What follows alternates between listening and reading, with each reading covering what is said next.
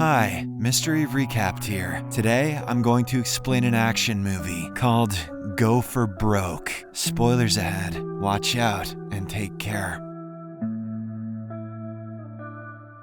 The movie opens with a boat drifting in the middle of the ocean, where we meet our protagonist, Zhang Yao. After retiring from the military, Zhang is taken up fishing alongside his army buddies to support his family. The scene then cuts to 7 months later, when he finally returns to his home. To his dismay, his restaurant is locked, and his wife is nowhere to be found. A neighbor then informs Zhang that his wife has become a drug addict and is now living under a bridge alongside others like her. She lives with the trolls and Anthony Kiedis now. Upon hearing this, a shocked Zhang immediately rushes there and finds his wife in a terrible state. A flashback reveals that a few months prior, some thugs had arrived at her restaurant and tricked her into drinking alcohol laced with heroin. She became addicted after that and eventually sold everything she owned just to buy more drugs. One day, while under the influence, she even abandoned her daughter alone on the street. The child was unfortunately struck by a truck and killed. Returning to the present, the woman is overcome with guilt and climbs to a railing to end her life. A distraught Zhang goes after her and pleads with her not to go through with it. He assures her that he'll take her to rehab and she can still recover and live a normal life. However, his wife has given up hope and ends up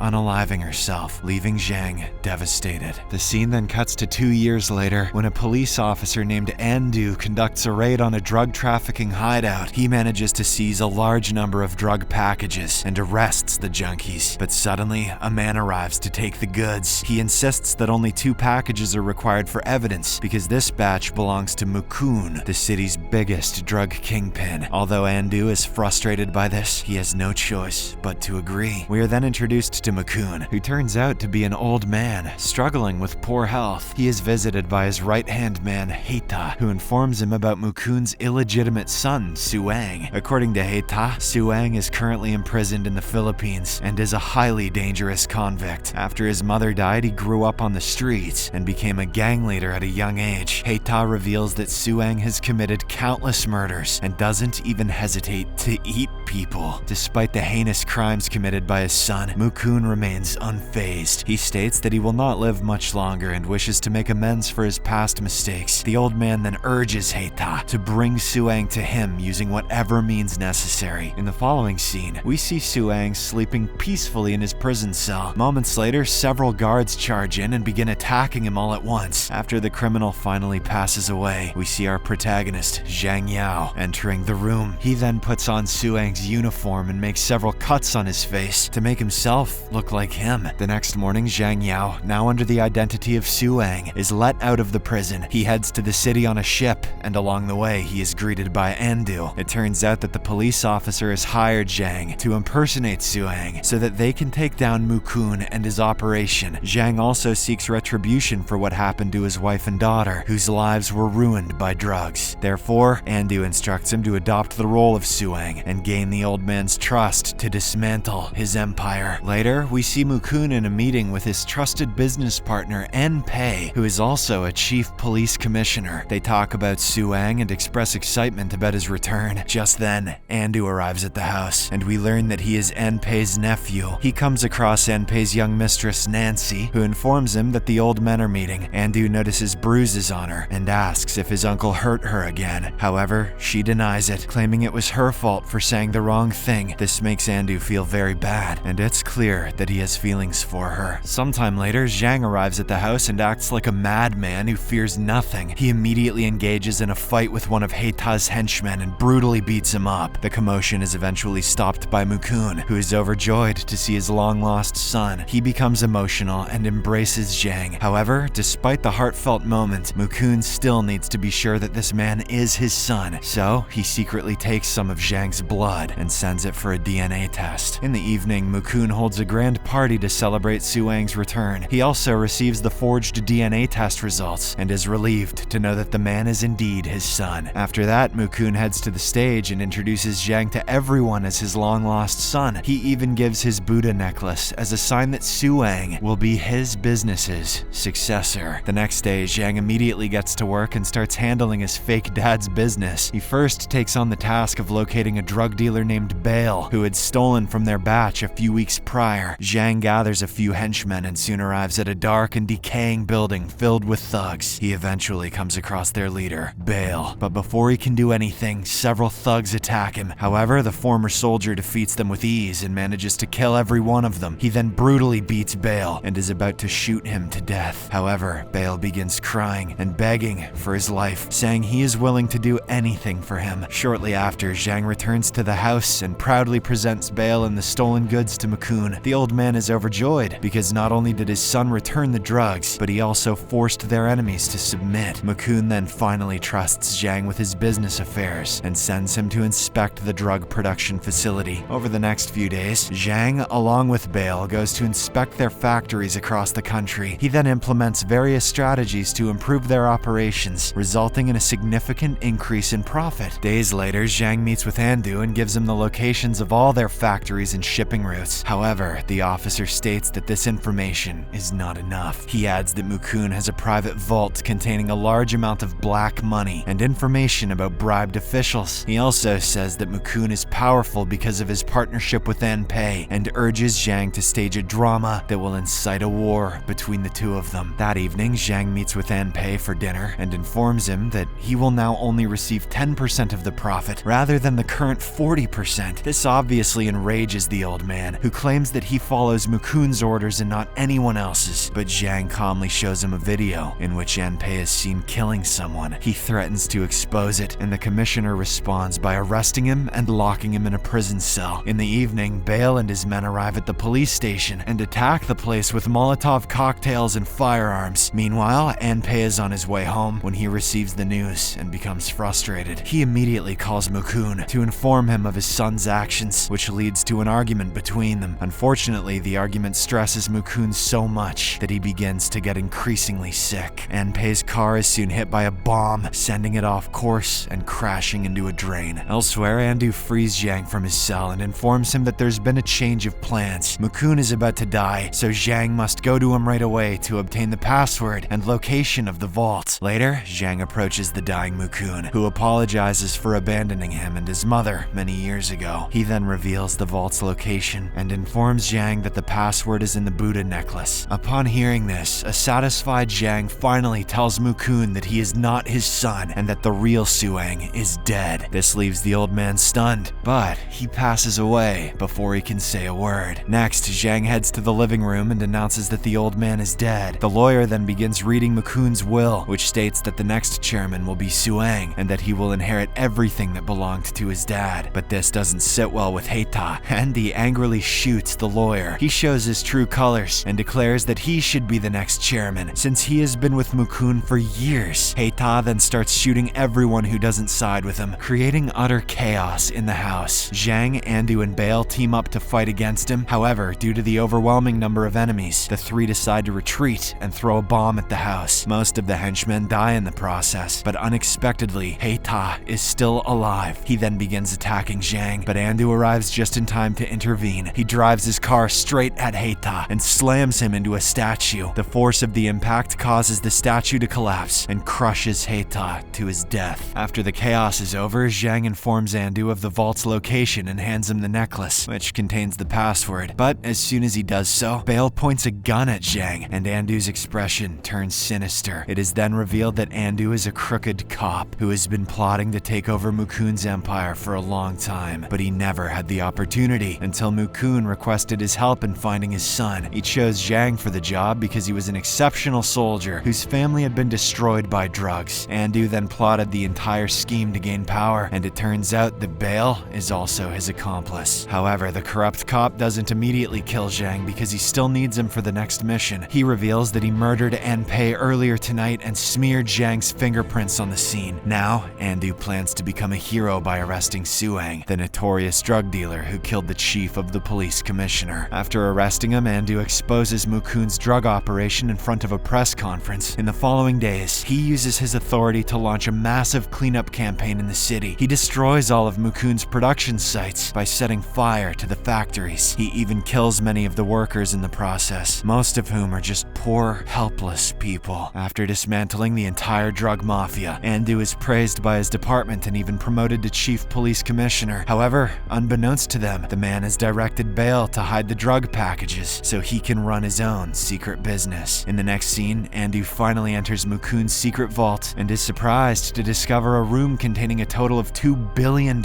in cash. This discovery immensely pleases him, and he begins plotting the next phase of his plan. Days later, Andu holds a memorial ceremony for Mukun and Anpei in the same location. The event generates a lot of media attention because no one knew the two were business partners. It turns out that Andu has invited all of the deceased's accomplices to the ceremony. He intends to bomb the entire funeral hall and kill everyone at once to eliminate any competition. Soon, the funeral begins, and Andu observes from a nearby building where the vault is kept. He has also brought Zhang, as he intends to blame him for what is about to happen. Back at the funeral, Nancy steps onto the stage and greets the guests. She then pulls back a curtain behind her, revealing massive drug stashes and numerous photos of victims whose lives have been destroyed by addiction. This shocks everyone, but before they can react, Nancy exits through the back door and locks it, trapping everyone inside the hall. She later meets up with Bale, and the two exchange an emotional hug. Moments later, Andu detonates the explosive device, which kills everyone inside the funeral hall. However, out of nowhere, the vault containing $2 billion